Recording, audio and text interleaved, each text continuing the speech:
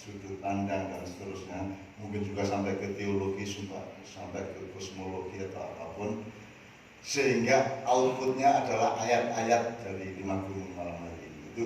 Jadi kalau Anda melihat ini nanti dengan cara berpikir kesenian modern, maka Anda tidak mendapatkan apa-apa. Tapi kalau Anda mencari bahwa di balik ayat-ayat atau tanda-tanda dari Endut ini sebenarnya ada sejarah yang panjang, ada proses penghayatan yang panjang dari manusia dan seterusnya, maka kita akan mendapatkannya. Nah, oleh karena itu kumpulan dari semua tanda-tanda atau ayat-ayat itu namanya ayatullah. Dan hanya seorang ayatullah yang bisa menjadi samudra di mana seluruh arus air dari gunung yang memberikan mata air dan sungai-sungai itu bisa berkumpul bermuara di laut yang namanya Ayatullah Tanto alaihissalam. Kemudian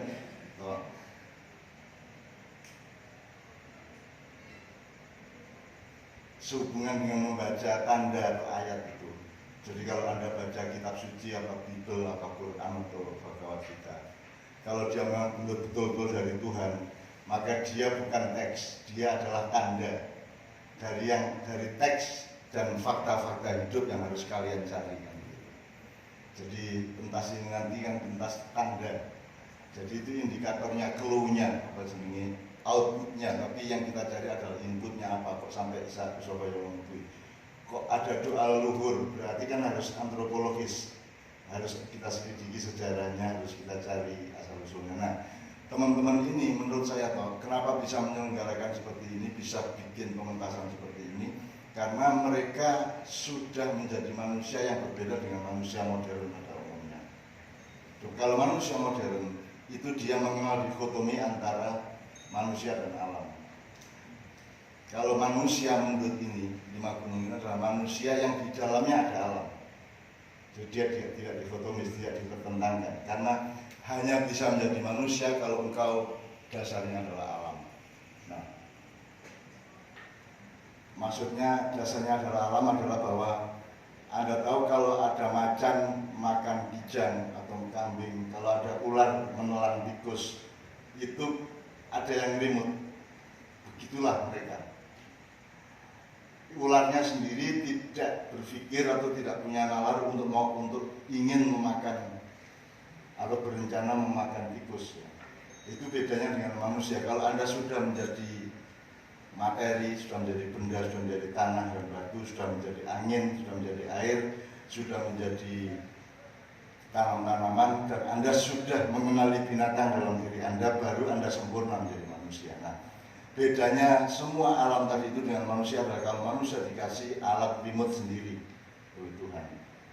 Jadi manusia yang remote sendiri, kamu akan kawin apa tidak, kamu pagi ini bangun jam berapa, mau mandi apa tidak, itu yang remote manusia sendiri dengan kata kunci nalar tadi itu. Jadi manusia diberi akal dan nurani supaya ada komposisi software di dalam dirimu untuk bisa ngerimut hidupmu sendiri. Nah itu yang namanya manusia. Kalau manusia tidak berasal dari alam, kalau dia kehilangan alam, apalagi membunuh alam dan memusuhi alam, maka dia tidak akan sampai kepada auto seperti 5 gunung. Itu bedanya dengan kesenian modern.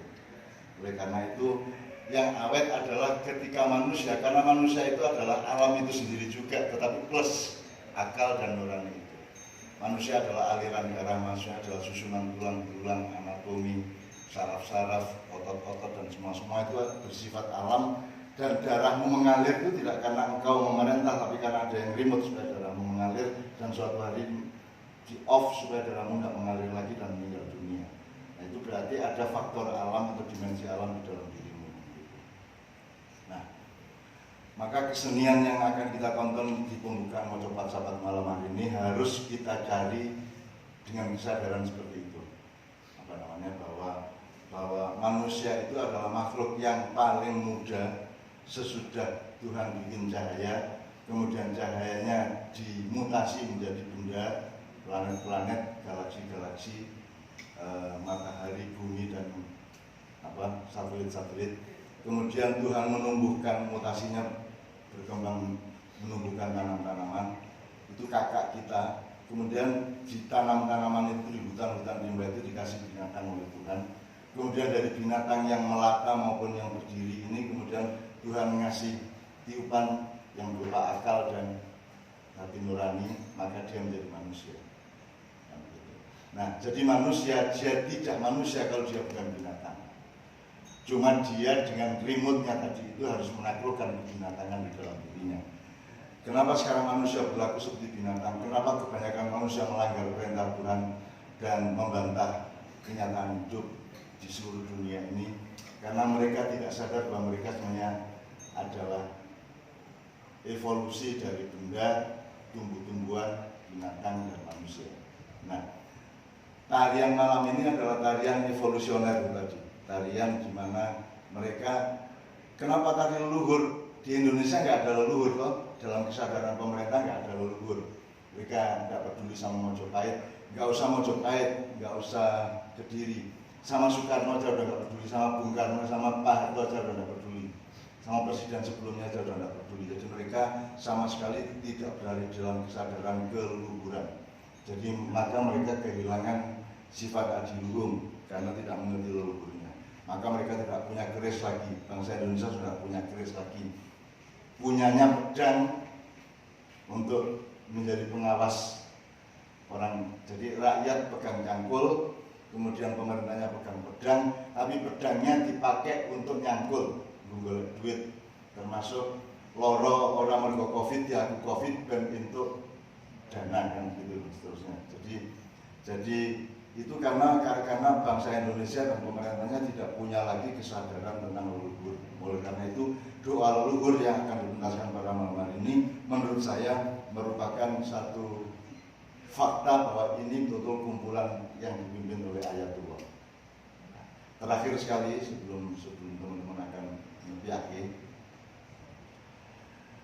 Jadi kalau saya melihat sejarah dan tanda-tanda dari Tuhan, kita mungkin kenal wayang dan Anda tahu endingnya Rahwana atau Prabu Dasamuka itu adalah dihimpit oleh dua gunung, yang menghimpitnya adalah Anoman, kera putih itu. Jadi kera putih itu adalah, kenapa putih? Karena dia malaikatiah, dia itu suci, Anoman itu suci, dan dia tidak melakukan apapun kecuali yang diperintahkan. Itu sifatnya sama dengan malaikat. Ya malu mayuk malu resi, makanya Anoman itu kan Begawan Kapiworo, jadi Mayangkara. Jadi dia adalah manusia yang berupa binatang tapi berdimensi malaikat, kalau dalam Islam seperti itu. Nah, kan endingnya karena Rahwana ini menuruti kebinatangannya dan tidak mau menaklukkan kebinatangannya dengan nalar dan nurani kemanusiaannya tadi, maka dia akhirnya dihajar oleh Anoman dan dihimpit oleh dua gunung. Nah, Anda sekarang dihimpit oleh COVID dan ketidakjelasan penanganan COVID. Terus gue kecepit nih tengah-tengah gue. Jadi kalau kita mau ngomong pesimis, sekarang kita semua adalah Rahwana yang dihimpit oleh dua gunung. Tapi kalau kita mau ngomong optimis, di dalam Quran ada yang namanya Majma' al-Bahrain. Majma' al-Bahrain itu adalah pertemuan dua laut, yang satu airnya tawar, yang satu airnya asin, dan itu ada di daerah Israel sana ya sekarang, di daerah Timur Tengah sana. Dan disitulah Nabi Khidir menemui Nabi Musa. Artinya di situ ada pemaknaan dari tanda-tanda bahwa Nabi Musa itu melakukan perjalanan atas perintah Tuhan turun dari Gunung Tursina untuk mencari laki-laki guru yang namanya Khidir itu. Kemudian dia punya sekretaris, punya ajudan namanya Dunun, tapi nggak pakai najib, Dunun ya. Nah Dunun itu terus ditanya, Nun, lapar ini makan kita. Terus Dunun bilang, loh, saya lupa ngatur tadi Kanjeng Nabi, tadi ikannya itu loncat dari toples yang saya bawa ini. Loh di mana? Tadi ketika kita melewati garis batas Majma' al-Bahrain. Jadi ada garis batas di mana laut itu bertemu airnya secara sangat konkret, yang satu tawar, yang satu asin. Nah teman-teman sekalian, kalau memakai hikmah dari Majma' al-Bahrain, bertemunya dua laut itu maka sesungguhnya momentum kreatif yang tertinggi dari sejarah hidup kita adalah sekarang ini. Jadi disitulah Nabi Khidir muncul, disitulah kesadaran baru muncul, disitulah restart, disitulah reboot, disitulah hard reset dan seterusnya. Jadi kita sekarang dengan baca beberapa bulan terakhir ini, meskipun tanpa masa yang banyak dan hanya online, kita memakai kesadaran bahwa kita harus memperbarui kembali, merevolusi kembali cara pandang kita, cara hidup kita, cara berpikir kita, dan harus mempertimbangkan ulang segala sesuatu dalam hidup kita, dari soal individu, rohani kita, kultur kita, tetangga kita, masyarakat kita, negara kita, dan seterusnya. Meskipun kita nggak bisa berharap negara kita akan melakukan apapun yang bermanfaat untuk masa depan bagi rakyatnya. Tapi pokoknya sekarang ini kita ini bukan rahwana. Kalau kita tidak punya kesadaran Majma' Al-Bahrain, maka kita adalah rahwana yang terhimpit di antara COVID dan ketidakjelasan penanganannya.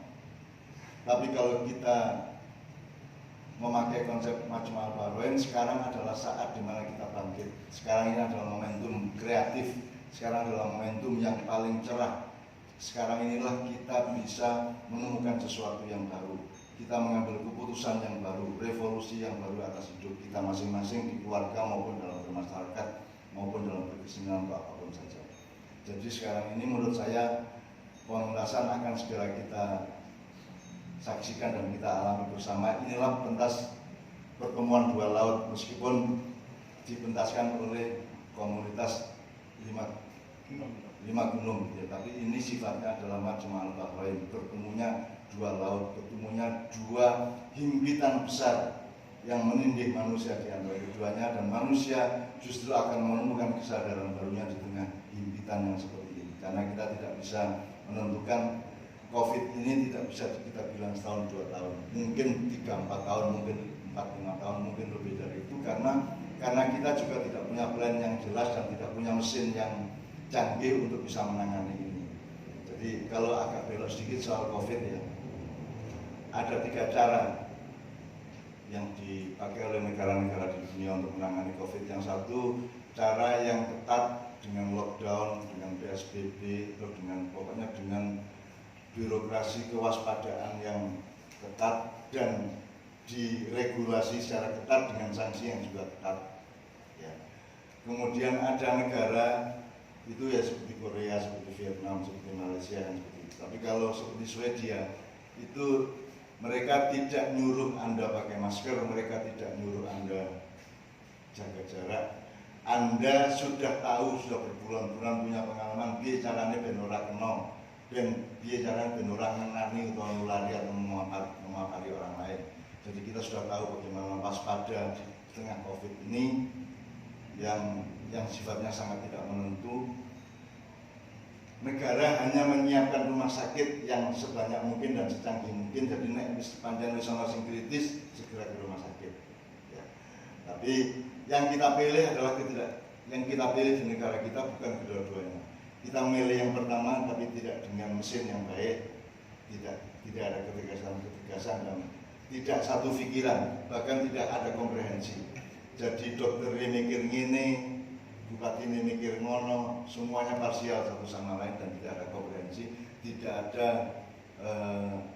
dinamika berpikir sebab akibat dan multi efek yang bisa ditimbulkan oleh satu keputusan yang parsial itu.